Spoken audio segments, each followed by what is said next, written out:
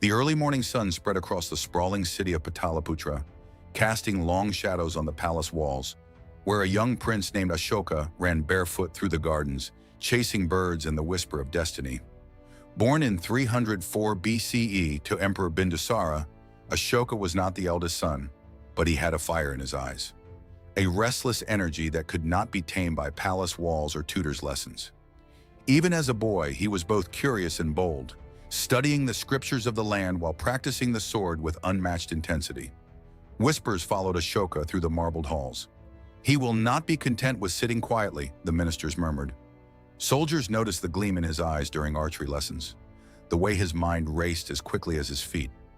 And yet, Ashoka was also cautious, learning the subtle games of power, reading the intentions behind smiles, and the secrets hidden in every glance.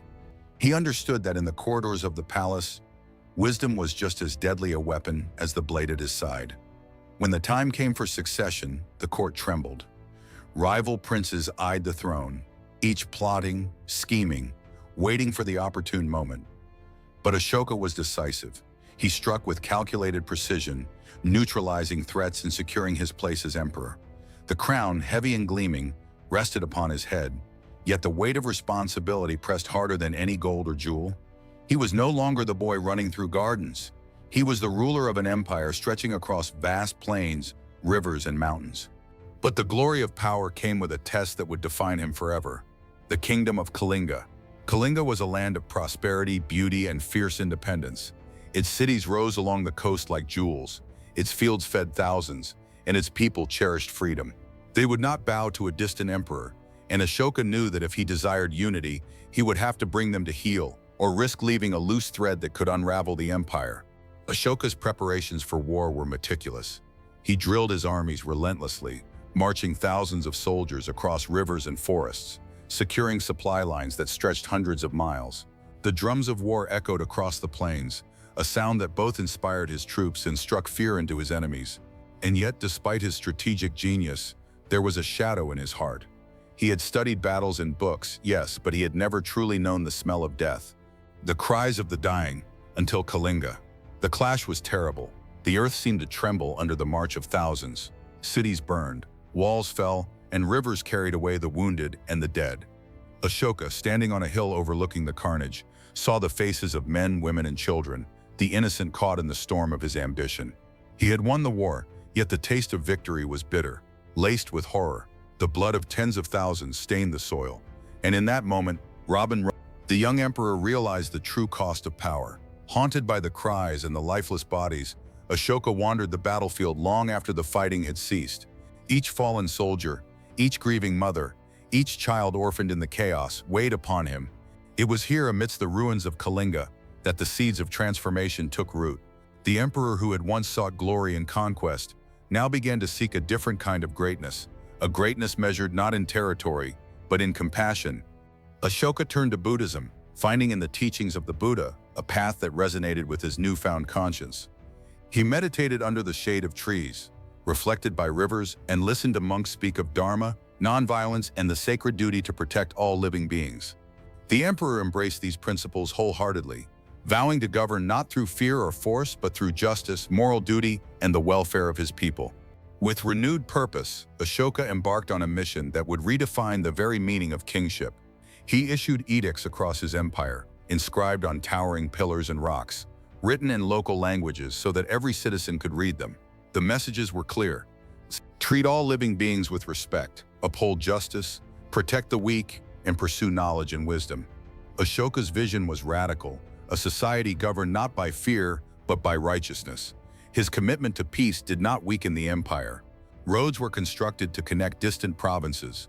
Wells and rest houses appeared along trade routes, and hospitals were built to care for the sick and the injured. Ashoka also took measures to protect animals and the environment, ordering that forests and wildlife be preserved, showing a foresight that would astonish historians centuries later. The empire flourished, not through oppression, but through care and moral guidance. Ashoka's support of Buddhism transformed the spiritual landscape of the region. Missionaries traveled to far-off lands, spreading the teachings of the Buddha to Sri Lanka, Central Asia, and beyond. Monasteries, stupas, and schools sprang up under his patronage, creating centers of learning, meditation, and compassion.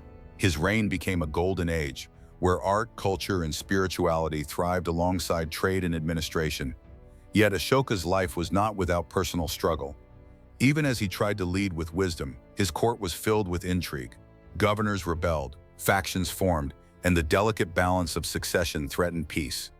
Within his own family, sons and daughters maneuvered for influence, each aware of the emperor's immense power.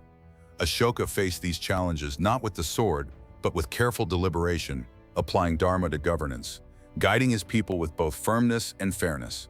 The pillars of Ashoka, carved in stone across his empire, still stand today as silent witnesses to his vision. They speak of compassion, truth, and respect, offering moral guidance to those who read them. Travelers, merchants, and citizens learn from his words, and even centuries later, scholars marvel at the clarity and depth of his edicts. "Do not harm," they read. "Care for your fellow beings. Let righteousness guide your rule." Ashoka's story is a paradox. The same man who waged one of the bloodiest wars in Indian history became a teacher of peace and a model of enlightened leadership. His journey reminds us that power without conscience is hollow, but power tempered by compassion can reshape civilizations.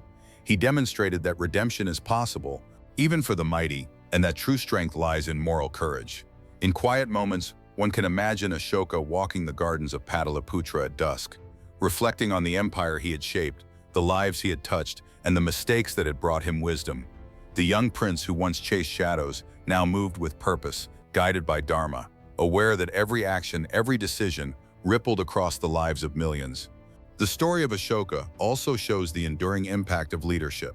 His principles spread far beyond India, influencing societies and cultures across Asia. The spread of Buddhism, the construction of stupas, the emphasis on moral governance, all these elements became part of a legacy that would outlast the marble of Pataliputra and the might of armies. Ashoka became more than an emperor. He became a symbol of transformation, a beacon of hope that humanity can choose compassion over cruelty. And yet, even as Ashoka's empire thrived, he remained human. He wrestled with regrets, the shadows of Kalinga never fully leaving him. But these regrets shaped him, refining his character and deepening his empathy. The emperor who had once sought glory and conquest now understood that the greatest victories are not won on the battlefield, but in the hearts of those one rules. As the years passed, Ashoka's reign brought stability, prosperity, and enlightenment. The empire's borders expanded, trade flourished, and culture thrived. But it was his moral vision that left the deepest mark, teaching that a ruler's true power is measured not by the size of his armies, but by the welfare of his people. The lessons of Ashoka resonate across time, reminding future generations that leadership demands wisdom, compassion, and a willingness to change. Ashoka's death around 232 BCE marked the end of an era, yet his legacy endured. The Mauryan Empire continued, but the ideals he had championed, dharma, compassion, and moral responsibility, lived on, inscribed in stone, carried by missionaries, and remembered in the hearts of those who sought to lead with justice.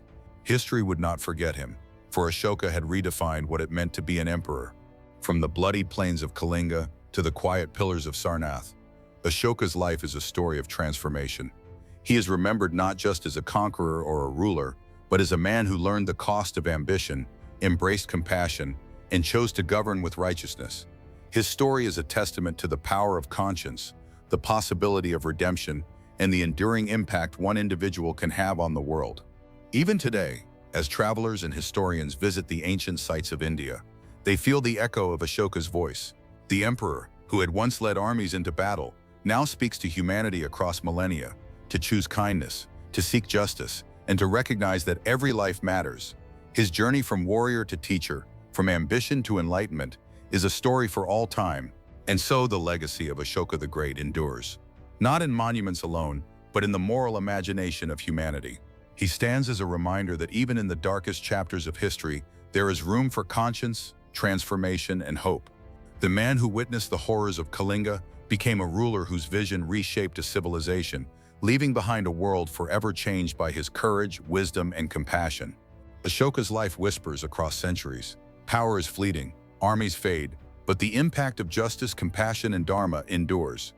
The story of the emperor who chose peace over conquest is a tale for the ages, a story to inspire every generation to lead not with fear, but with a heart guided by conscience.